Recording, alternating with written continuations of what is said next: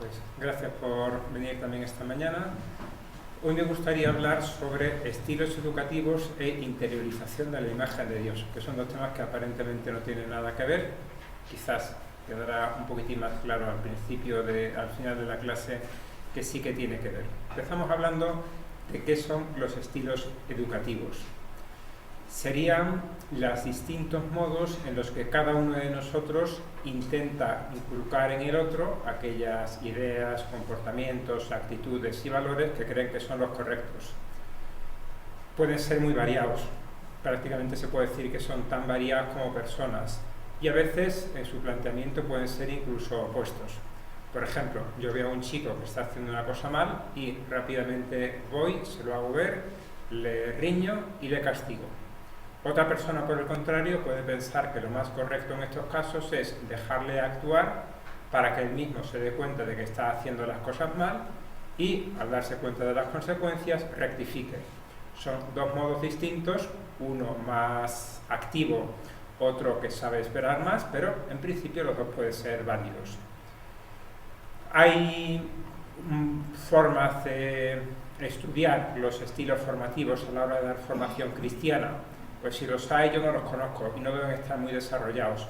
Lo que sí que se han estudiado mucho son los estilos educativos parentales, es decir, los modelos en los que los padres dan la educación que tienen obligación de dar a sus hijos.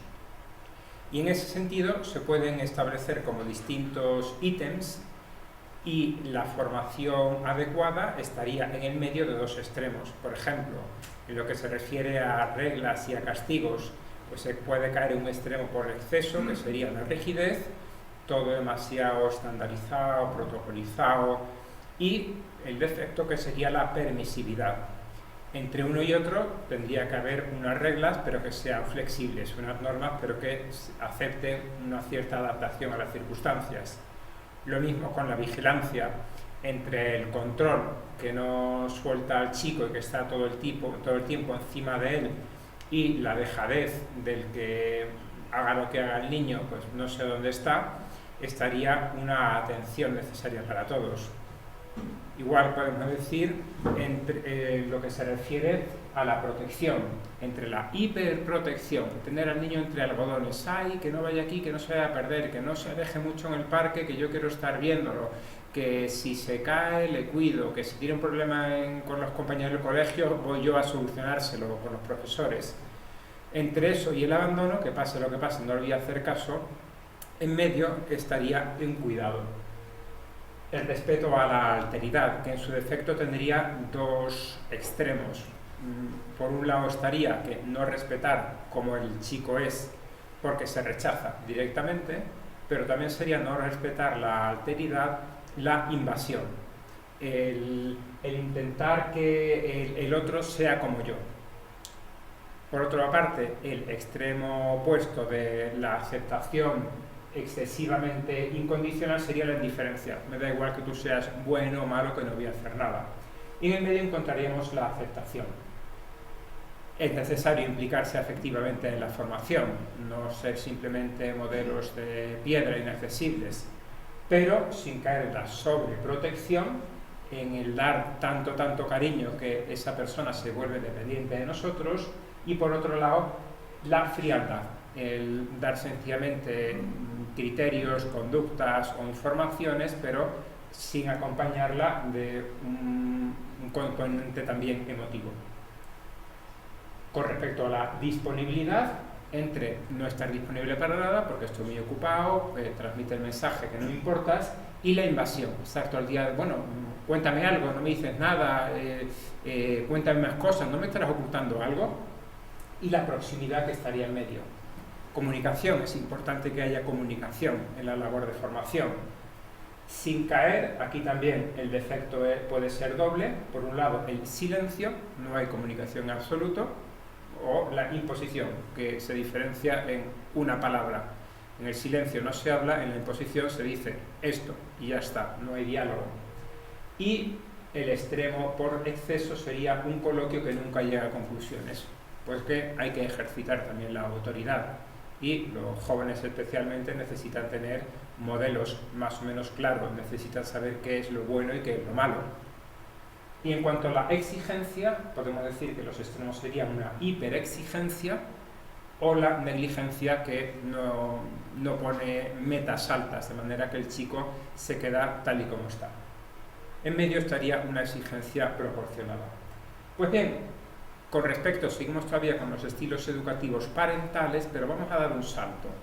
Un salto que puede ser un poco complejo, como una pirueta mental, porque vamos a intentar, con esta descripción, que es una descripción clásica que simplifica lo que hemos visto anteriormente en un eje de coordenadas con dos criterios solamente: exigencia, mucha exigencia, poca exigencia, y afecto, mucho afecto, poco afecto. Vamos a intentar ver, por un lado, cada uno mientras va escuchando, cómo fue la formación que él recibió en casa, y por otro lado también cómo fue la educación que uno recibió en su centro formativo, que probablemente compartiría estos mismos patrones. Y también podemos ver cómo es la formación que nosotros mismos tendemos a dar. Porque cuando hablamos de estilos formativos no estamos hablando de cómo yo en una circunstancia o en otra, sino en un patrón de conducta en el cual yo habitualmente tiendo a dar los criterios, a dar la exigencia y también a dar los afectos de una manera más o menos estable, que tiene que ver con mi personalidad y, como veremos, tiene también que ver con el modo en el que yo he sido formado. Empecemos con el primer cuadrante. Mucha exigencia, poco afecto determinan el estilo autoritario, en el cual el padre, la madre, el formador, da reglas constantemente claras, nítidas, rígidas, sin un refuerzo emotivo, sino sencillamente con un refuerzo un poco conductista pavloviano de estímulo-respuesta. Si lo haces te doy tu premio, si no lo haces te doy tu castigo, fundamentalmente castigo, que suelen ser excesivos. Es un tipo de educación basada fundamentalmente en las obligaciones, que puede llevar incluso, en los casos extremos, a una sensación de maltrato emocional, porque no se habla, porque no se da cariño, porque no se atiende a las verdaderas necesidades que tiene el educando. El cual, el educando, puede responder de dos extremos. Por un lado, puede responder con la sumisión, aceptando sin más lo que el padre o el educador le dice, y por lo tanto dará lugar a una actitud muy pasiva, con poca iniciativa, con baja autoestima, que no sabe hablar, dialogar, expresar sus emociones también negativas o cuando no está de acuerdo, porque no se le ha enseñado a funcionar así. Pero puede caer también en el otro extremo, en el extremo de la rebeldía. Un padre autoritario frecuentemente, en lugar de tener hijos sumisos, lo que tiene son hijos muy rebeldes, que no son capaces de aceptar no solamente la autoridad paterna, sino que luego la autoridad paterna se convierte de la persona en lo que se llama la figura de autoridad. Es decir, que va a tener roces este joven con cualquier persona que esté investida de una cierta autoridad, que puede ser el jefe de la empresa, que puede ser el profesor en el colegio, que puede ser el obispo diocesano. En todo caso, esta figura paterna va a proyectarse también en Dios, porque Dios es Padre, así lo manifiesta la Biblia. También en ocasiones le da rasgos también maternales, pero desde el Padre Nuestro hasta los Salmos, fundamentalmente Dios se manifiesta a sí mismo como un Padre que tiene también rasgos maternales y que quiere como una madre, pero siempre se llama a sí mismo Padre. Esto tiene también sus componentes teológicos que tienen su interés, pero no voy a entrar en ellos. El caso es que si una persona que tiene herida la figura de autoridad, va a tener también una herida en su trato con Dios, porque le va a ver como un Dios exigente, castigador, que no toma en cuenta mis propias necesidades, que me impone unas normas, unas reglas, unos mandamientos, unos patrones de conducta y me da muy poco. Recuerdo pasamos adelante. Cuando le toque al chico ejercer la autoridad, pasar a ser la figura de autoridad, tenderá automáticamente a replicar cómo él ha sido educado. Pero no por una especie de venganza, no por decir, como a mí me educaron con reglas, ahora me toca a mí mandar, sino que es una cosa más profunda. Es pensar que ejercer la autoridad quiere decir empoderarme sobre el otro y que el otro tenga que obedecer a lo que yo digo. No admite que la autoridad puede ser diálogo. ¿Diálogo por qué? Diálogo no sirve para nada. Autoridad es sin más mandar y el que está debajo tiene que hacer lo que yo le diga. De manera que de generación en generación, quizás algunos conocemos familias de este tipo, tienden a ser rígidos y autoritarios. Si uno conoce al chico y luego que es un poco tirano con sus hermanos pequeños, por ejemplo, luego conoce al padre y dice, claro, el chico ha salido al padre. Luego a veces conoce al abuelo y dice, realmente el padre es una versión del abuelo. En ocasiones, por el contrario, el chico puede ser consciente de la herida que ha sufrido por culpa de ese estilo formativo e intentará compensarlo con sus hijos pasando al extremo opuesto, porque hay cruces también de cuadrantes. Es decir, en lugar de ser un estilo, de ejercer un estilo autoritario, puede ejercer un estilo permisivo, por ejemplo. Es decir, yo no quiero mandarte porque mi padre abusaba de autoridad, pues yo renuncio a la autoridad. En definitiva, este estilo da lugar a personas con sensación de que se tienen que esconder frente a la autoridad o con rebeldía. En un caso o en otro, aunque sean opuestos, lo que va a haber debajo es una importante falta de autoestima, de confianza en sí mismo.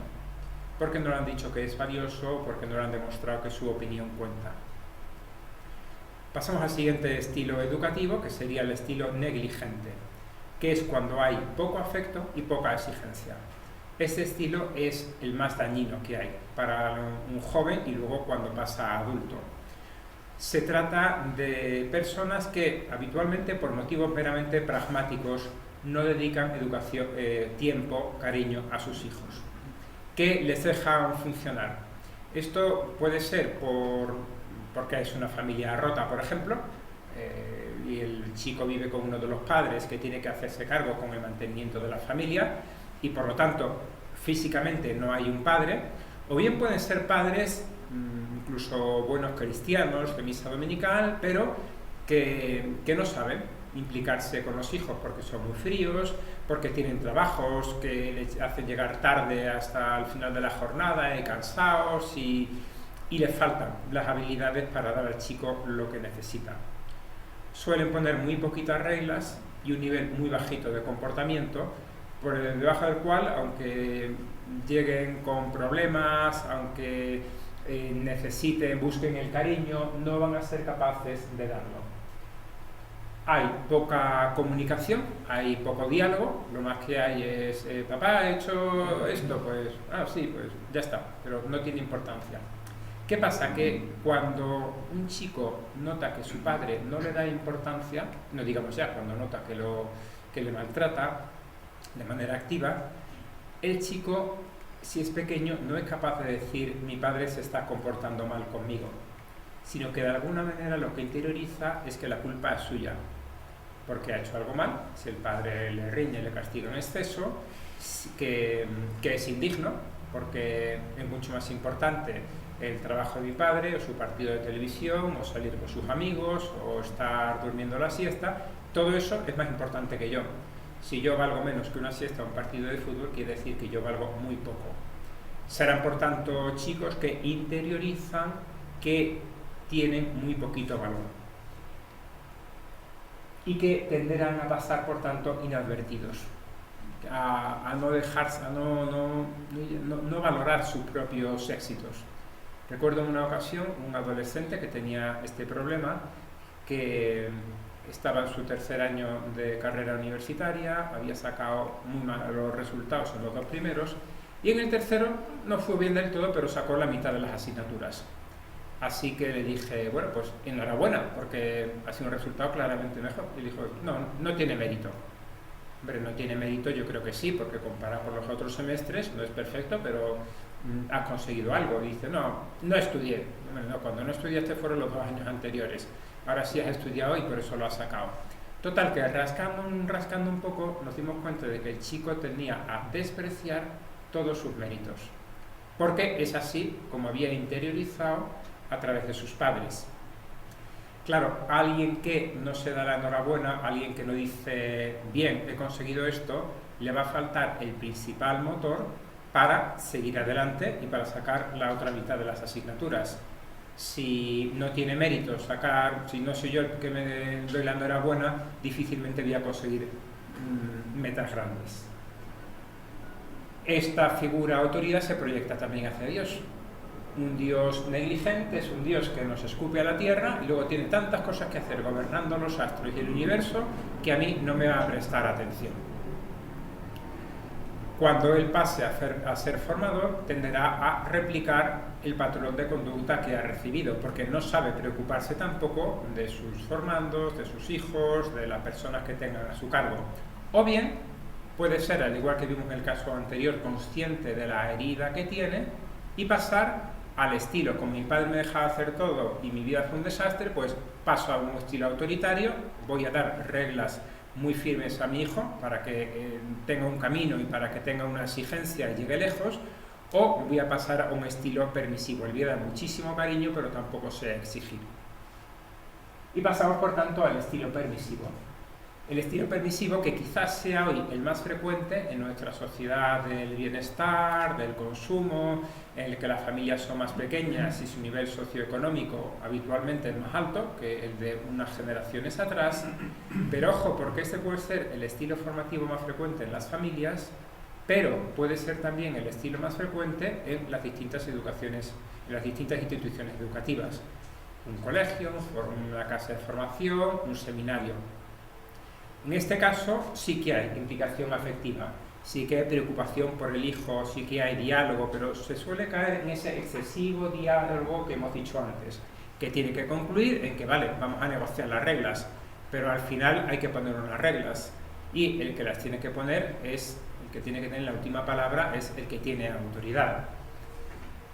Son padres que tienden a cubrir sustituyendo las debilidades, los fallos de los hijos, es decir, que tienen un problema en el colegio, me han suspendido, me han castigado porque me he peleado, porque he roto algo y, no te preocupes, yo lo arreglo. Voy y le digo al profesor que le tiene manía a mi hijo, o que es demasiado exigente, o que explica mal, cosa que puede que sea cierta, pero en ese caso le quitas al hijo la carga de responsabilidad.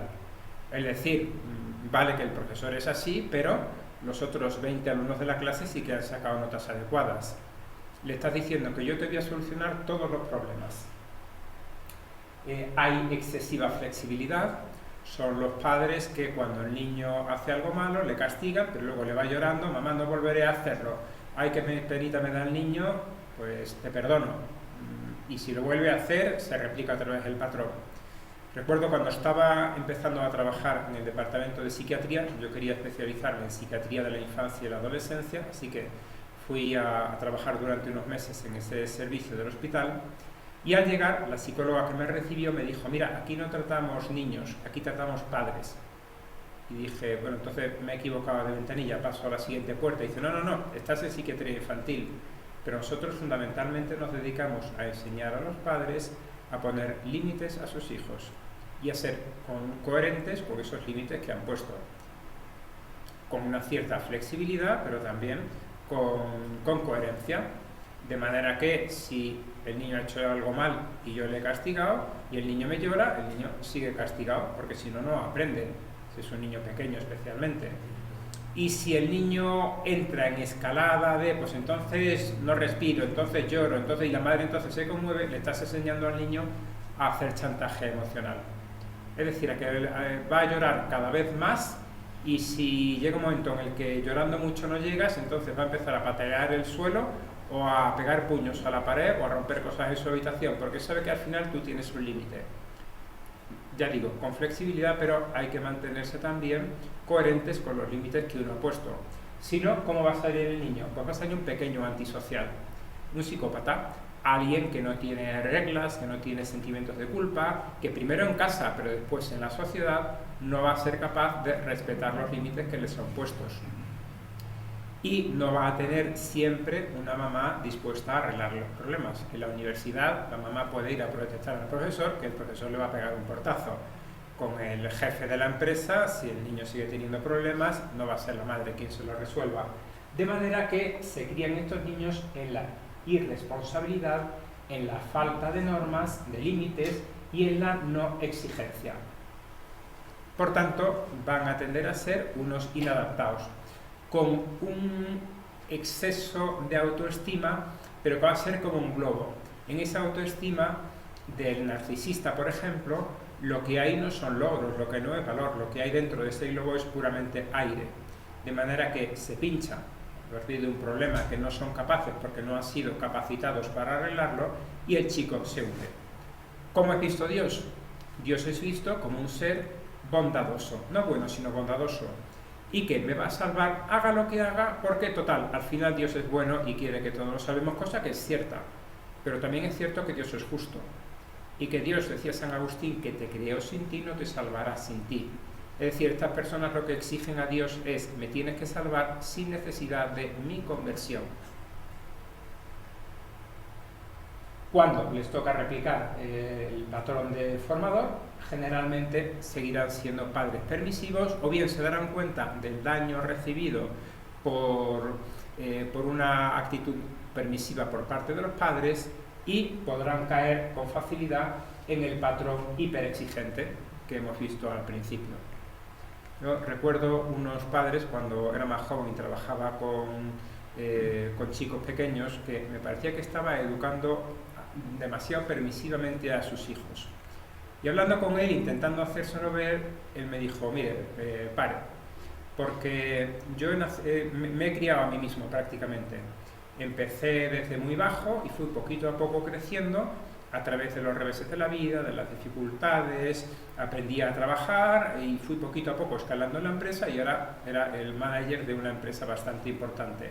Y concluía, yo no quiero que mis hijos sufran todo lo que yo he sufrido para estar aquí, por lo tanto les voy a facilitar todo lo que necesiten. Problema. ¿Cómo van a tener tus hijos tu capacidad de trabajo, de esfuerzo, de superación, tantas virtudes buenas que tú tienes, si no les has dado ocasión de hacer músculo a través de las dificultades de la vida, sino que cada vez que había una dificultad en la vida, tú se la has solucionado? Y por último, llegamos al patrón democrático, que sería aquel que sabe combinar la exigencia y el afecto, que me parece que son los dos patrones fundamentales para una educación que saque lo mejor que tienen las personas. Te quiero, pero quiero que seas mejor. Como decía San José María, os quiero, pero os quiero santos. Te acepto tal y como eres, porque esa es la base de la autoestima. Pero no solo, para que la autoestima no es solamente interiorizar lo que otros me han dicho que yo soy, necesito ver mis obras, necesito comprobar que consigo hacer cosas cada vez un poquitín más difíciles. Necesito que no las haga otro por mí, sino que quizás que me enseñen, que me ayuden, que me acompañen y que en un momento dado se sepan quitarme en medio para que al final el que construye el castillo de arena o el puzzle o lo que sea es uno mismo. De lo contrario, mi padre es muy capaz, mi padre es muy valioso, mi madre me dice que yo valgo muchísimo, pero yo no soy capaz de hacer nada, yo soy un inútil. Cuando hay afecto, cuando hay compañía, cuando hay diálogo, cuando hay refuerzo emocional, cuando hay atención a las necesidades, cuando hay responsabilidades en casa, en el sitio en el que estemos, a veces dicen que los jóvenes son muy inmaduros. ¿Qué podemos hacer? No describamos, demos soluciones. ¿Qué podemos hacer para que maduren? Démosles responsabilidades. Dejémosles que se equivoquen, que aprendan por ensayo-error, que es como muchos hemos aprendido a montar en bicicleta, ¿verdad? A base de caernos. Imaginaros una madre preocupona que cada vez que el niño se cae de la bici le dice, ay, pues ya no montas más en bici.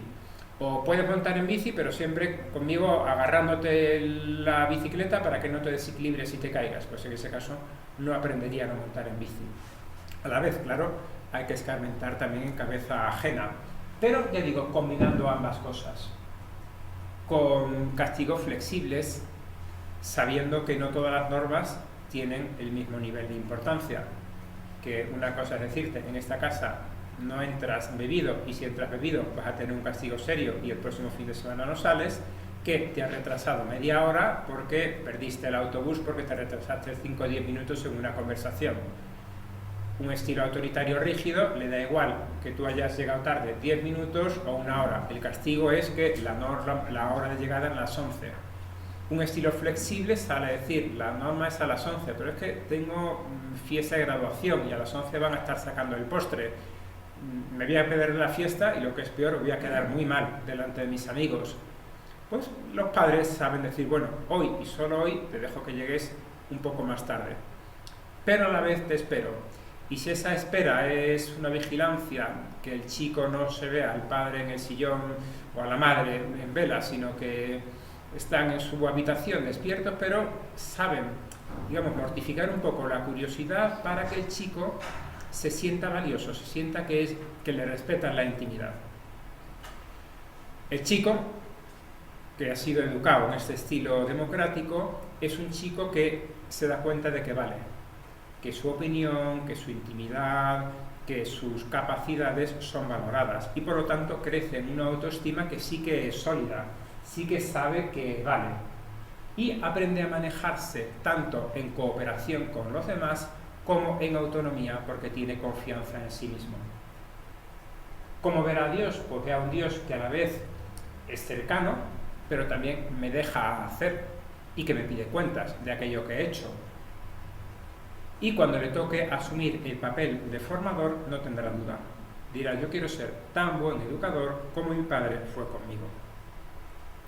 Esta frase me gusta mucho, la he encontrado, la he buscado en varios sitios, pero la he encontrado, por lo tanto me la atribuyo con el copyright, y es que los niños necesitan el abrazo de la madre para crecer en confianza en sí mismos y en tener sus necesidades afectivas cubiertas, pero sobre todo a partir de la adolescencia es necesaria la valorización del padre. Que el padre diga, estoy orgulloso de ti. Como decía, intentamos hacer, por no prolongar o por no repetir 3 veces, cómo cada uno de nosotros fue educado, cómo nosotros estamos dando la labor de formación. Y esto de los niños puede ser aplicable también a las niñas. No es que las niñas necesitan el abrazo del padre y las adolescentes la valorización de la madre. Y yo creo que aquí se ve un poco que aparte de los roles sociales que sin duda existen, hay también algo que va más allá de los roles y que la madre da afecto y da el abrazo porque es la madre la que da luz al niño y es la madre la que da el pecho. Y ese contacto de piel con piel es absolutamente inimitable por parte del padre. Y el padre, por la psicología masculina, habitualmente es aquel que da la seguridad. Y es aquel que sabe exigir, y es aquel que sabe decir, tú puedes dar un poco más. Yo recuerdo cuando estaba iniciando la secundaria, tendría 12-13 años, toda mi familia tuvo que cambiarse de ciudad y como el curso ha empezado en noviembre, empecé con un nuevo colegio, que estábamos a mitad de semestre, era de octubre a diciembre, me quedaba 1 mes y medio para los exámenes, cambio de profesores, cambio de libros, cambio de programas y me encontré con que tenía que prácticamente empezar de cero, que lo que sabía pues me servía, pero no exactamente para lo que yo iba a ser exigido. Por lo tanto, cuando llegó diciembre, las calificaciones bajaron notablemente. Llegué a casa con las calificaciones y mi madre me dijo, no te preocupes, estoy contentísima de ti, esto es como si hubiese sacado las mejores notas, yo he visto lo que has trabajado, no te preocupes lo más mínimo. Y yo me quedé diciendo, claro que me preocupo, yo quiero llegar a más, yo no estoy contento con esto, mi madre está más contenta de lo que estoy yo. La prueba de fuego fue cuando llegó mi padre, que miró las notas y dijo, no está mal, las vas a subir el próximo semestre, ¿verdad? Esto es lo que yo quiero. Esa sensación de challenge, de aceptación y a la vez de decir tira para adelante. Imaginaos otro escenario distinto, que el padre ve las notas y dice, esto no sirve para nada, no has hecho nada, eres un inútil. Claro, eso hubiese sido un daño de todo el esfuerzo que yo he hecho, no ha servido para nada. Esto que puede, y ya damos el salto de la educación en familia a la educación, la formación cristiana, y específicamente en lo que en mi opinión es el paradigma de formación cristiana, que sería la formación en seminario, que luego se puede aplicar a la formación inicial en distintas instituciones, a la catequesis con personas jóvenes, etc. Bien, ¿qué dice la Ratio Institutiones Sacerdotales del 2016? Pues dice que para que la acción educativa sea fecunda es necesario que cada seminarista tome conciencia y comunique a sus formadores su propia historia, el modo como ha vivido su infancia, su adolescencia, la influencia que ejercen sobre la familia y las figuras parentales. Fijaos, esto me resultó muy interesante. La Ratio no habla de papá y mamá, sino de las figuras parentales, en sentido más amplio. No sé si tendrá en cuenta esto que decía yo, que tienden a interiorizarse y generalizarse. La mayor o menor capacidad de establecer relaciones interpersonales maduras y equilibradas, el sano manejo de los momentos de soledad. Estas informaciones son relevantes para coger los instrumentos pedagógicos oportunos. Pedagógicos, no estamos hablando de mandar al psicólogo, sino de entender para dar la formación, para la evolución del camino recorrido y para una mejor comprensión de eventuales momentos de regresión o de dificultad. Personalmente, en las primeras conversaciones, las primeras, en plural, que tengo cuando empiezo a recibir a alguien en dirección espiritual, especialmente cuando es una persona joven, pero no solo, es, bueno, padre, ¿de qué hablamos? De ti. ¿Por dónde empezamos? Desde el principio. Habla de tu familia, de tus padres, de tus hermanos, no el número de hermanos que tienes, o cómo se llaman papá y mamá. Háblame de cómo te llevas con ellos, de si ha habido alguna discusión, problemas, si no ya sea familias estables o no, sino de cuáles son las dinámicas familiares. Lo cual mejora mucho más todavía si en lugar de ser el chico que me lo cuenta, o además de ser el chico que me lo cuenta, hablo con los padres. No ya que les invito a colegio, seminario, la institución que sea, sino que consigo que ellos me inviten a su casa. Eso es muy interesante, porque entonces les veo en su salsa, en su ambiente. Y soy capaz de ver que papá es un tirano, por ejemplo, porque no se ha levantado de la mesa en todo el tiempo y lo único que ha hecho ha sido quejarse de, uy, pues esta sopa te sale mejor la semana pasada a la mujer, o esto está un poco salado o dulce, o que le riña a los hijos, o que va... Bien, pues ahí me doy cuenta que, ojo, muchas veces veré reflejado en cómo es el niño, lo veré en el padre. De manera que me será más fácil para decir, ¿a ti te duele cómo tu padre te trata en estos momentos? Sí que me duele. ¿Y no te das cuenta que tú, al tratar a tus compañeros, a tus iguales, y sobre todo a los que están por debajo de ti, en ocasiones les tratas igual? No me digas, sí. Es entender la propia actitud y los propios problemas relacionales que uno puede tener en el contexto de su biografía, es muy liberador, porque a mí me explica el por qué yo actúo de esta forma, de manera que me esfuerzo, al comprender cuál es mi problema, me puedo esforzar mejor en solucionarlo. Benedicto XVI, en una audiencia del año 2013, decía: no es siempre fácil hablar hoy de paternidad, sobre todo en el mundo occidental. Las familias disgregadas, los compromisos de trabajo cada vez más absorbentes, las preocupaciones y a menudo el esfuerzo de hacer cuadrar los balances familiares. Ojo que no estamos hablando entonces de familias disgregadas, estamos hablando de familias de clase media, en la cual para mantener el colegio, la universidad y el ritmo y las vacaciones y un ritmo adecuado para toda la familia tienen que trabajar papá y mamá. Pero esto es a costa de que luego tienen que hacer un sobreesfuerzo para implicarse emocionalmente en las necesidades del niño. Por no hablar de la invasión disuasoria de los mass media, de cómo el modelo de familia y de educación que presentan los medios de comunicación no es siempre compatible con un modelo cristiano.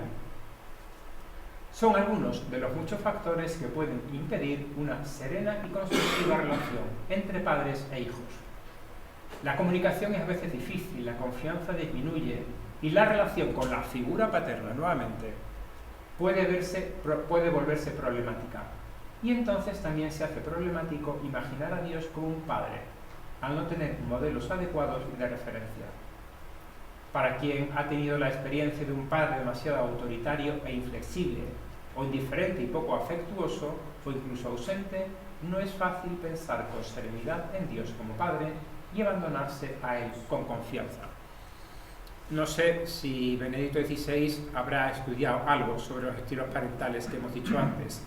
Supongo que no, pero se ve que es algo que va más allá de una escuela y que una persona que es a la vez sabio y santo sabe intuir que existen estas problemáticas. Mi choque más gordo con esta realidad fue al poco de ser ordenado, con un adolescente, estaba saliendo de la adolescencia, estaba en el primer año de la universidad, había tenido una conversión, se estaba acercando a la fe y vino para que intentásemos concretar un poquito cómo retomar su vida cristiana. Pues bien, después de hablar un poco, yo le digo que, pues mira, empieza a hacer oración y trata a Dios como un padre. Padre, si yo tengo que tratar a Dios como un padre, yo me hago ateo, porque mi padre es un sinvergüenza. No utilizo exactamente esta palabra. Y entonces me contó su historia. El error mío fue no empezar por la historia, ahí aprendí. Mi padre se fue con la secretaria rubia cuando yo tenía 13 años, mi madre tuvo que empezar a trabajar, porque aunque el papá tenía una situación económica holgada, no colaboraba, no se daba a colaborar en el mantenimiento de los niños, por lo tanto mamá pasaba mucho tiempo fuera de casa, y yo, de momento, me quedé de golpe y porrazo, huérfano de padre y de madre, por esa decisión que tomó papá. Y ahí vino el problema, a ver cómo saco esta metedura de pata. Y bueno, supongo que sería el Espíritu Santo que me iluminó y le dije, pero vale que tu padre no se ha comportado como tú te mereces, pero ¿conoces a los padres de otros amigos tuyos que sí que se comportan bien? Y dice, sí, claro, yo he estado en muchas casas de amigos míos y me da verdadera envidia de ver cómo están pendientes, les quieren, les tratan, etc. Y te das cuenta que incluso esos padres tienen sus propios defectos también y que podrían ser mejores. Sí, pues mira, Dios es como ese padre que tú notas que deberías haber tenido, Dios es mejor que el padre de tus amigos. ¿Eso lo entiendes? Y dices, sí. Y le sirvió mucho, se parece un poco a la pía de Santo Tomás de la asistencia de Dios, ¿verdad? Pero el caso es que le sirvió para entablar un diálogo de tú a tú con Dios en la oración, como aquel padre que él había necesitado, con el padre que él, cuando estaba llorando en su almohada, en su habitación, diciendo, ¿por qué me ha tocado esta familia?, con el padre que él anhelaba. Esto sería la situación que se encuentra en muchas familias. Y uno podría decir, si mi familia ha sido así, o si la familia de los chicos que vienen a mí ya están condenados a ser unos amargados durante toda su existencia, no. Por eso me gusta mucho la figura de Santa Josefina Baquita, que probablemente conoceréis.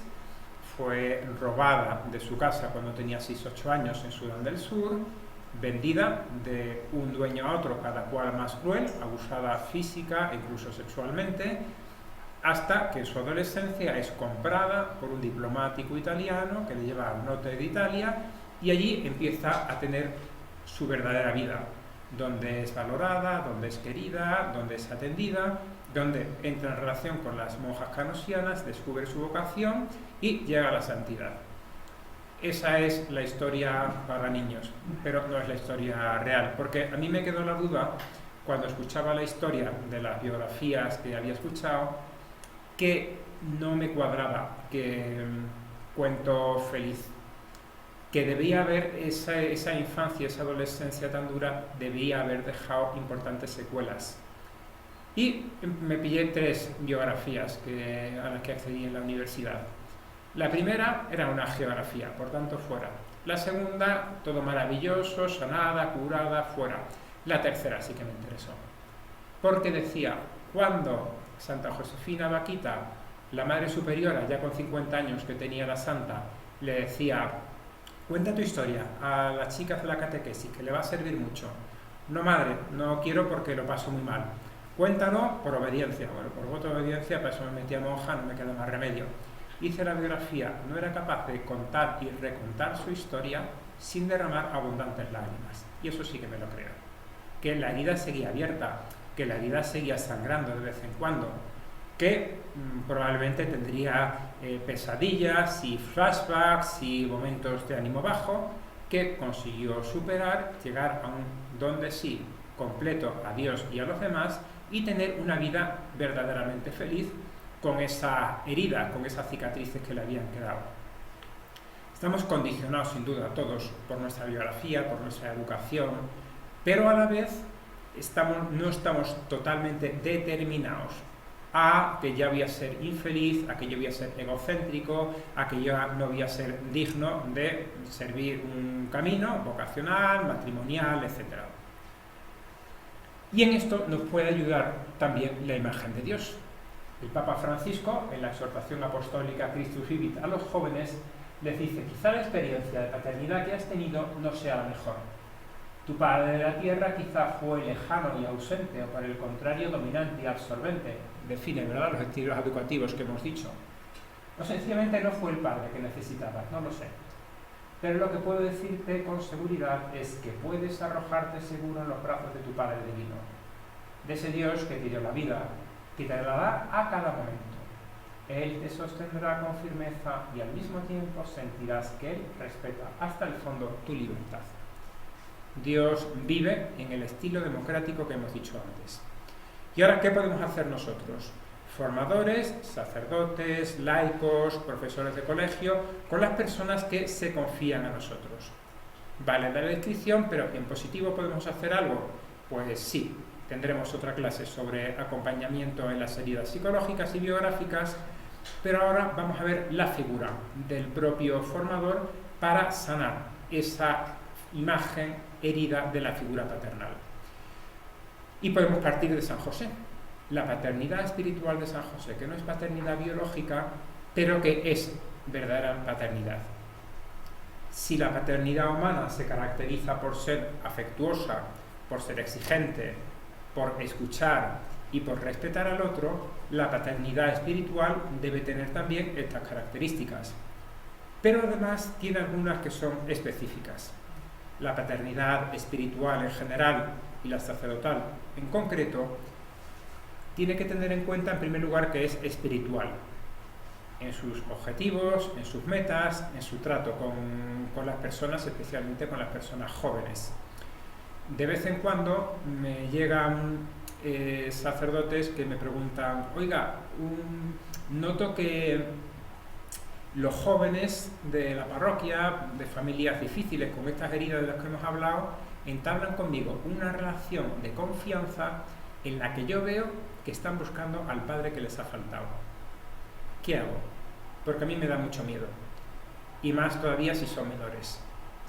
Pero veo que si yo rechazo esa petición explícita o implícita que me están haciendo, les voy a abandonar. Y de alguna manera puedo replicar la herida de abandono que ya tienen. Yo les digo, pues ejercita la paternidad sacerdotal. O sea, sé verdaderamente padre de ellos, pero sabiendo que no eres el padre biológico. Y que lo que ellos tienen que ver contigo es alguien, no alguien superior, sino alguien que tiene una cierta autoridad, preocupación, etc. Se dice, los padres tienen que ser amigos de sus hijos. Y eso, la psicóloga de la que hablé antes de mi hospital me decía, no, los padres tienen que ser padres de sus hijos. El afecto está incluido en el contrato de ser padre, pero la exigencia no está incluido en el contrato de ser amigos, de dar premios, castigos, de tirar para arriba para que el otro sea mejor. Los amigos pueden sugerir, pueden decir, oye, esto que has hecho está mal. Los padres son los que pueden dar un sistema de premios y castigos que a mí un amigo ni me premia ni me castiga cuando me he comportado mal.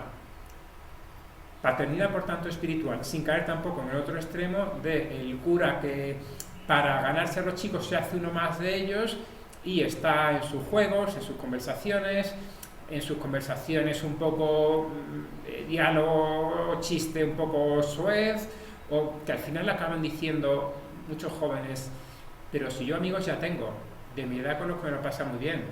Yo lo que estoy buscando del padre, del sacerdote es otra cosa. Estoy buscando una referencia, no que marque las distancias, sino que se mantenga en su sitio. Relacionado con esto, la paternidad espiritual pone límites al contacto físico. Importantísimo, ¿verdad? Y más todavía en estos tiempos en los que estamos.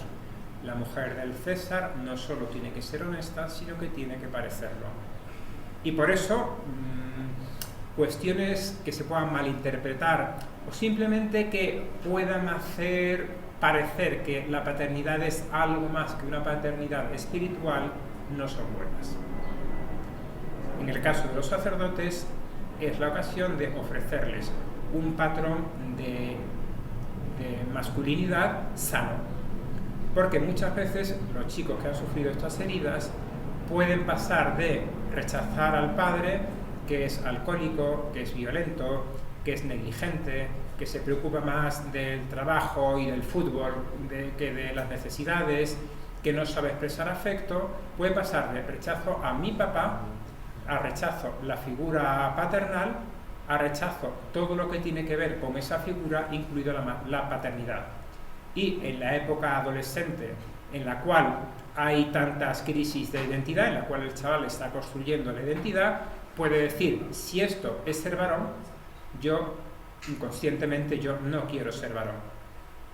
Por el contrario, si encuentra una figura que es afectuosa, que le respeta, que no invade, que le sabe dar objetivos y que es también un poquitín exigente, entonces el chico, con nuestra actitud, que tiene que ser natural, lógicamente, no, le estamos diciendo, yo como este sí que puedo ser. Refuerza a los padres, pero si estamos hablando de heridas y de padres negligentes o ausentes o permisivos, sí, pero eso no quiere decir que, tú no le das caso a tu padre, hazme caso a mí. Porque el padre biológico es él, no eres tú. Y el padre es parte del chico.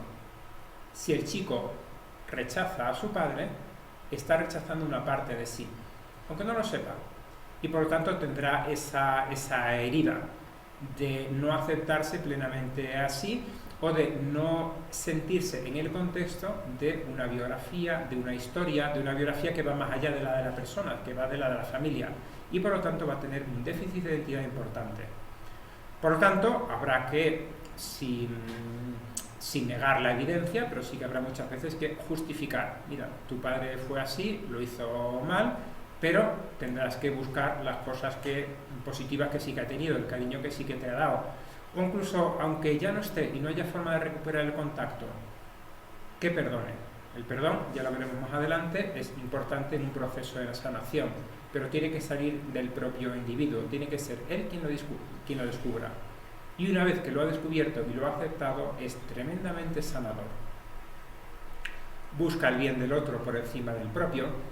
Somos humanos, y los formadores y los sacerdotes también, y es normal que nos caigan mejor unos chicos que otros, y que establezcamos lazos que pueden ser más estrechos con unos que con otros.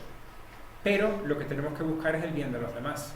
Eso da también, al igual que todo lo que tiene que ver con la paternidad espiritual, tiene que ver mucho con nuestro celibato, que no es me quito cosas, que no es me niego a generar vida, sino todo lo contrario, es me abro a generar muchas vidas. No es exclusivista, es decir, no se limita solamente a aquellos que me caen bien, que es más fácil, que congeniamos en gustos, en aficiones, en carácter, sino que con un corazón sacerdotal se abre a todo aquel que se le acerque. Fomenta la autonomía, porque hay momentos de ruptura.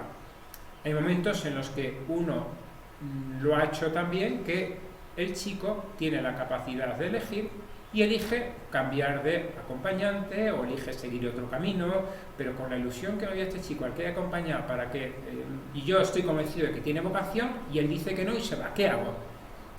Fuerzo, digo que, ojo, que Dios quiere que sigas este camino, y si no, vete tú a saber si estás diciendo que no a Dios y poniendo en juego tu salvación eterna. Fomenta la autonomía. Los cambios de ciclo que hay, ¿no? En los seminarios, cuando pasamos de filosofía a teología y el chico dice, padre, me gustaría seguir teniendo dirección espiritual con usted en lugar de con el otro, a fin de cuentas llevamos ya 2 años o 3 trabajando juntos. Bueno, ¿qué es lo mejor para el chico?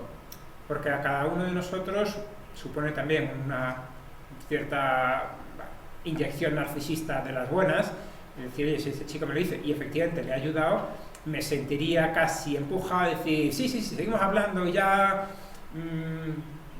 no cambies de director espiritual, pero ¿qué es lo mejor para el chico? No estaremos fomentando lazos de dependencia mutua que a ninguno de los dos nos ayudan.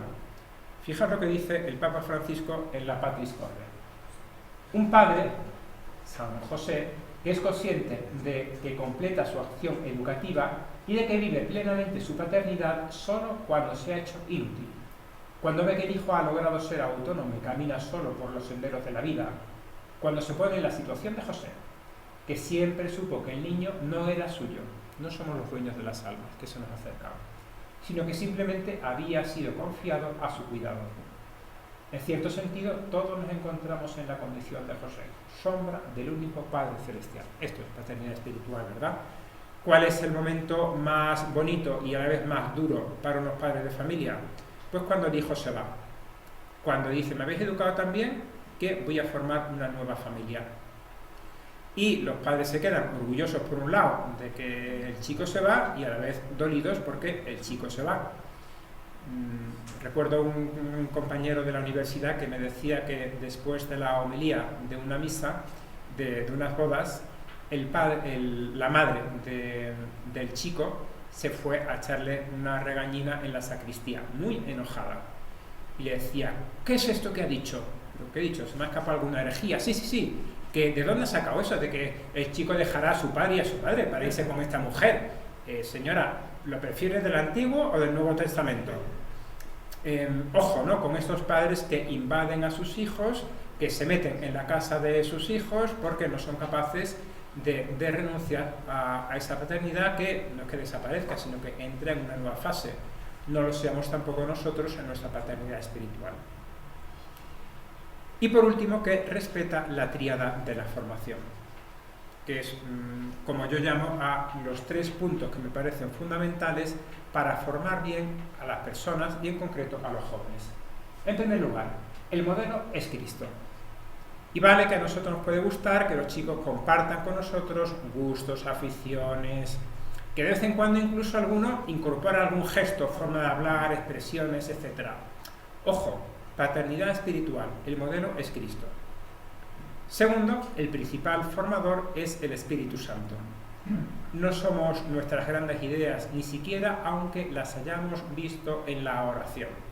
Quien tiene que ver en la oración, quien tiene que discernir la voluntad de Dios para él, es el chico. Y si él se decide entrar en un camino vocacional, no es porque tú que eres mi padre espiritual, que me has acompañado tanto, me dices que tengo vocación, voy de cabeza. No, para. Lleva la oración y que sea una decisión tuya. O sea, yo te invito, te digo que lo pienses. Y ahora, haz abstracción a que no te lo he dicho yo y piensa si es tu camino o no.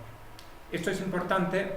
Hay otras 3 clases que no daremos aquí sobre el concepto de abuso espiritual, y es uno de los errores que ha habido y que se están poniendo ahora muy de manifiestos en la Iglesia, cuando de muy buena voluntad para cortar caminos, para facilitar el camino del otro, para ayudarle a ser generoso con la vocación, que para nosotros es evidente, le damos por hecho la solución.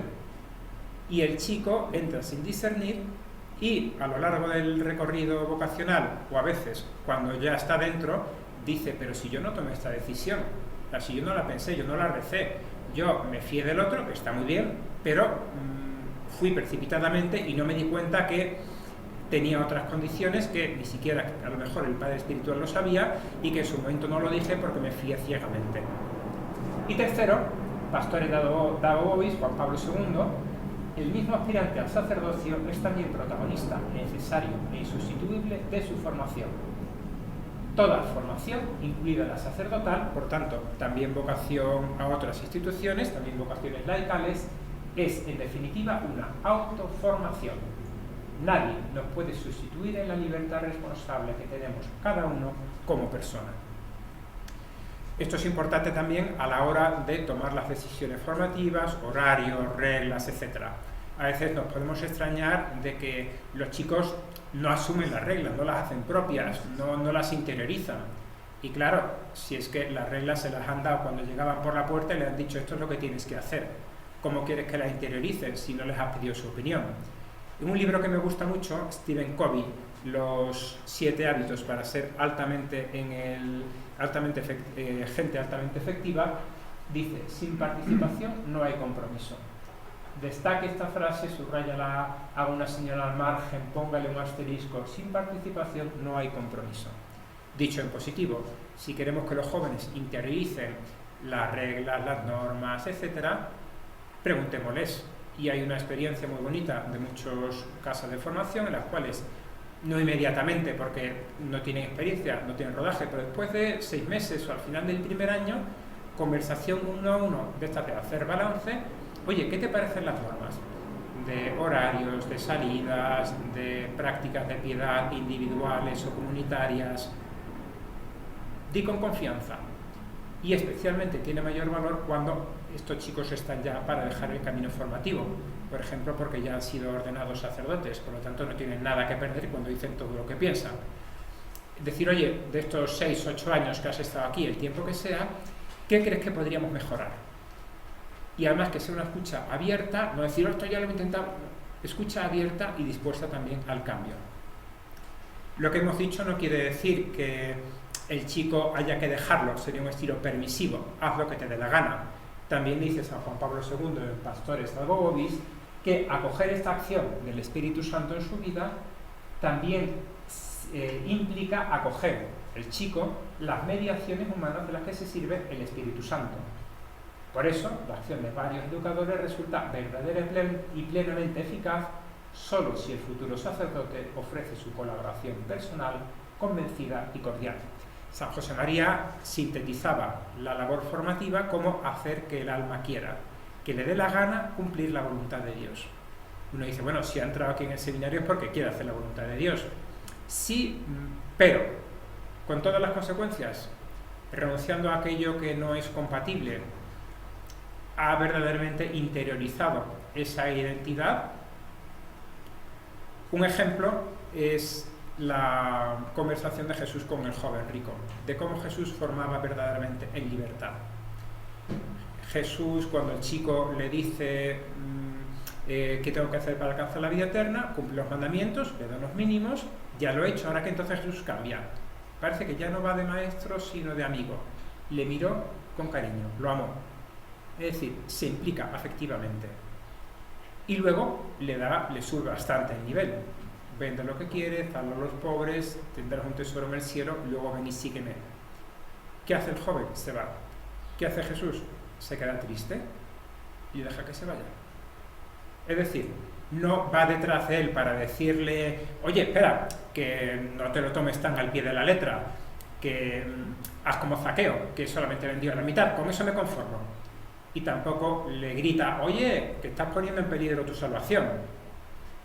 Le deja irse. Y a mí me gusta pensar que el chico que desaparece ya de las escrituras tendría un cierto remordimiento cada vez que se acercaría a esos bienes que había sustituido por Jesucristo, y que cada vez que escuchaba los milagros, las enseñanzas, las parábolas, se sentiría muy inquieto diciendo: yo debería haber sido uno con ellos que va a predicar. Y cuando escuchó que Jesús murió en la cruz, diría: yo debería haber estado allí al lado de esa señora tan simpática que era su madre y de ese otro jovencito de mi edad que era San Juan. Y quiero pensar que cuando escuchó que Jesús había resucitado dijo: no aguanto más estas riquezas, ahora sí, las dejo. Y se incorporaría a la comunidad cristiana. ¿Cuándo? Cuando llegó su tiempo, cuando moderó la respuesta y fue suya, sin coacciones, sino escuchando a esa invitación constante de Jesús. En el shortcut que he dicho antes, en el que he puesto las diapositivas y material bibliográfico, he incorporado también un capítulo de este libro que lo hemos hecho entre varios profesores de la Santa Cruz y otras personas, en el cual está la clase que acabo de dar de una manera un poquitín más extensa. Pues muchas gracias, hasta aquí hemos llegado. Si hay alguna pregunta o algún comentario. Con alguna frecuencia sale el tema de la autoestima. Yo en lo personal tengo mi idea sobre el particular, pero me parece que más que ser autoestima, la autoestima que se dice autoestima puede ser resultado de la estima que me tienen a mí los otros. Yo cuento en ese sentido una anécdota de una señora que llega, digo, vengo devastada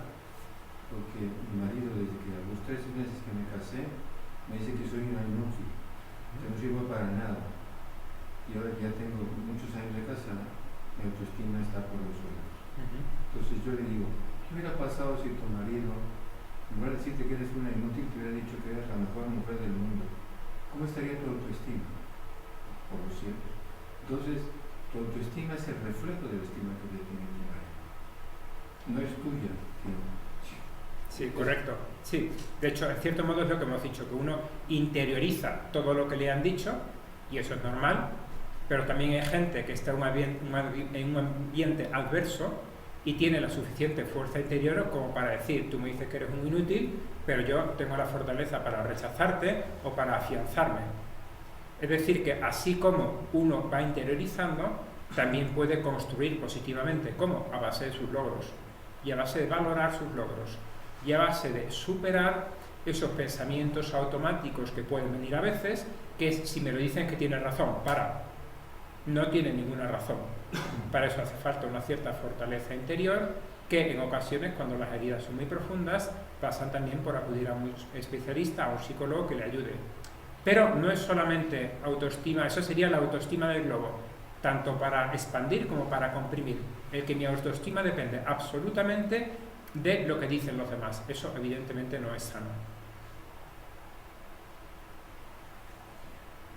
Cuando de repente, bueno, en la formación sacerdotal, específicamente en adolescentes o en los seminarios menores, después de que ellos tuvieron quizá una experiencia, ya sean por uno o por otro formador, donde hubo quizá permisivismo o negligencia, y de repente quizá vas a tomar ese grupo, lo vas a acompañar, ¿qué estrategias pedagógicas de inicio pueden favorecer como ese cambio, ¿no? Sí. Tal cual. Pues, por un lado, la formación debe ser individualizada y tú tienes que ver al chaval que tienes enfrente. Por eso decíamos, empezamos por su biografía. Si a un chico que ha crecido en un ambiente negligente, el formador, porque está muy ocupado o porque tiene poca implicación afectiva, porque es así, no le presta un poquito más de atención y le va acompañando más cercanamente, está replicando el patrón que recibió el chico y por lo tanto está ahondando en la herida. Por tanto, tendrá que estar más encima. Pero si está más encima de un chico que tenía unos padres sobreprotectores o rígidos o controladores y tú entras también en ese patrón, le puedes estar también haciendo daño. Y si tienes un chico que es rígido y voluntarista y tienes otro formador, que también los hay, ¿verdad?, que son más de carriles claros, y le impone al chico que tiene que seguir los carriles, lo que está haciendo es convertirle todavía más en voluntarista y en perfeccionista. Por lo tanto, tú tienes que ser consciente del estilo formativo que tú recibiste en casa. Por más que no será exactamente en uno de los 4 cuadrantes, que solo los casos patológicos los encontramos en los 3 cuadrantes mal, habitualmente es una mezcla. Por otro lado, ¿cuál es tu tendencia? Y tercero, si tendrás que darte más en tu tendencia a un chico o tendrás que dar marcha atrás en tu tendencia y expresarte de otro modo con ese chico concreto, que es lo que él necesita. En casos extremos, yo recomiendo que pueda haber parejas de formador buenísimo y de formando buenísimo, que es mejor romper. Parejas, binomios, de acompañante en sentido más amplio. Porque veo que este formador súper controlador con este chico súper rebelde van a saltar chispas. O que este formador, que es muy de carriles fijos, con este chico que es feliz yendo a carriles, no va a ningún sitio. Entonces puede haber a final de curso, o incluso en ocasiones sin esperar a final de curso, cuando es muy evidente, decir, mira, me parece que es mejor cambiar de formador, explicándolo muy bien, con mucho cariño. Evidentemente eso sería ya autoridad del rector o incluso del propio formador, que diga, me parece que esto no estamos yendo por el buen camino. Bien, pues muchas gracias, nos damos unos minutos de descanso y seguimos a continuación.